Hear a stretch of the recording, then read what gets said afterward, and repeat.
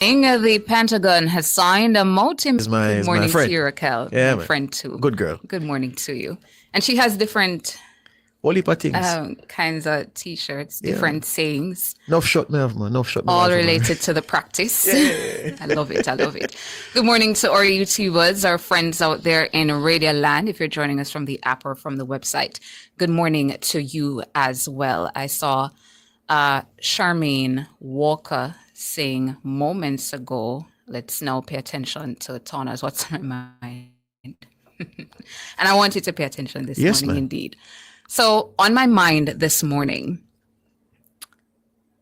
there's a TikToker that my colleagues introduced me to last week. And ever since, I keep repeating something that the TikToker says because I find it funny. I know candy. Just That's the very one. peeing. Peeing. That's not the saying I keep repeating, but the saying that I learned last week seems to point to something dramatic and problematic. That's when the saying is used. The TikToker says, "Me dear, worries in the dance, worries tonight."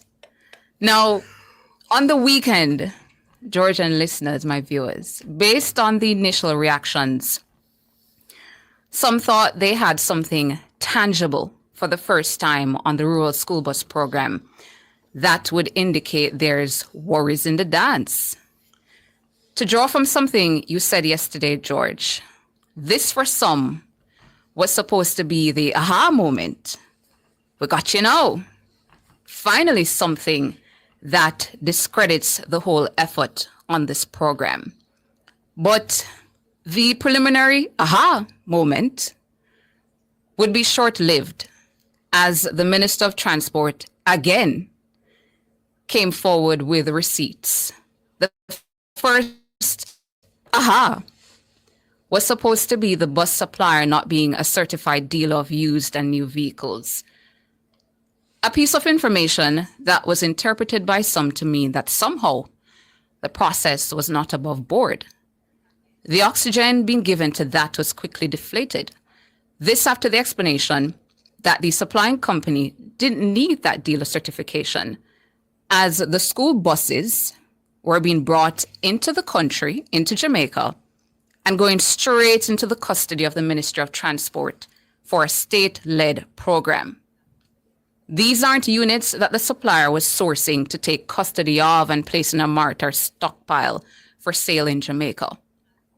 Further, the import license was furnished to show that the Ministry of Transport was granted an import license. The Ministry of Transport is the importer. And for those who are watching on our YouTube channel, Nationwide 90 FM Live, those over in Radio Land, I invite you to come on over because some of you may not be folks who are on Twitter, and that's where I see it circulating the most, the import license. You can hop on over and see that import license. The one we have up now is the invoice, but the one I want to show, Michelle, is the import license. So you can hop on over to our YouTube channel and see the import license. My producer, Michelle, is helping me out this morning. There we go. The company El Hydro is the supplier and was authorized to facilitate the importation of the buses because it is the exclusive agent in Jamaica and the wider Caribbean for the manufacturer of the bus model being used in the school bus program.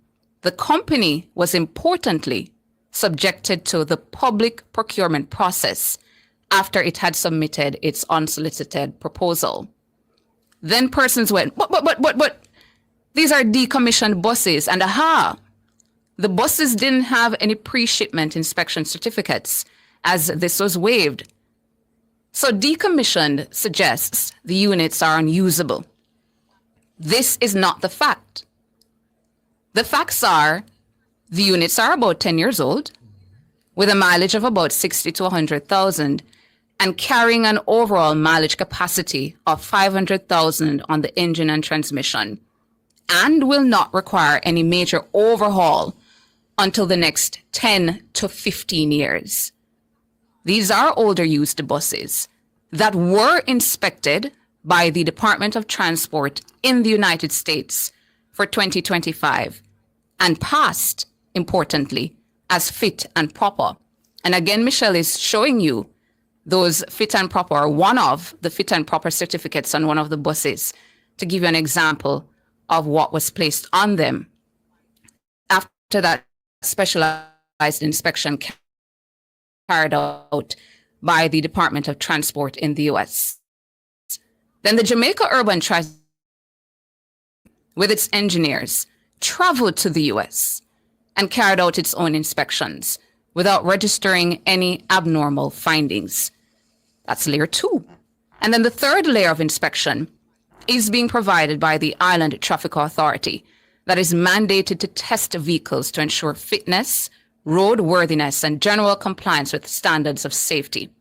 And here as well, if we could play this clip, Michelle, the Transport Minister explaining the reason for the Trade Board offering an inspection waiver for the buses. The reason for the waiver of the Trade Board is that Trade Board has appointed a private outfit overseas that does use vehicles. All of the vehicles coming from Japan and those places, they are not sanctioned by the Department of Transport in relation to school buses, and there is a completely inferior inspection as it relates to buses. They inspect used motor vehicles across the board, and we import maybe 1,000, 2,000 a month. So that's what they do. And therefore, it would have been a waste of taxpayers' money, because the report that they would generate would not come to the criteria that is required by the Department of Transport, as they are not certified in relation to school buses. So again, I tick all the boxes. After the information provided resulted in the arguments against the program losing steam, finally, some rallied back to the $1.4 billion figure. And the inaccuracies was plastered on socials that the 110 buses cost $1.4 billion. I mean, George, just several hours ago on a story on our Instagram page, I was seeing the same thing in the comment section. And this blind ignorance, deliberate ignorance, or attempt to mislead others continues to be why we here, George, at Nationwide, on NTM, we get up every morning at 4 to come and sit here, because a part of our job, an important part of our job, is to accurately inform, to empower people with information, correct information. The 1.4 billion covers first, of course, the purchase of the buses. And this is where, Michelle, you show that invoice now for the first 26 buses that we know are here in country.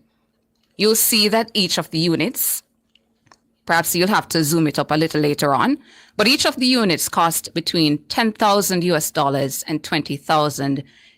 There we go. I have a very tech-savvy producer zooming it up for you guys this morning. So you'll see that each of the units cost between $10,000 and $20,000. The first batch of 26 came up to just over $424,000 or 68 million, Jamie, if you're going by the foreign exchange figures. Now, even if the 110 units, George, each cost $20,000, so I'm going on the higher end of the cost spectrum there. Even if the 110 units each cost $20,000, as I said, which is the highest figure represented for some of the units here on this invoice, you'd still not get $1.4 billion. That'll give you just over 350 million.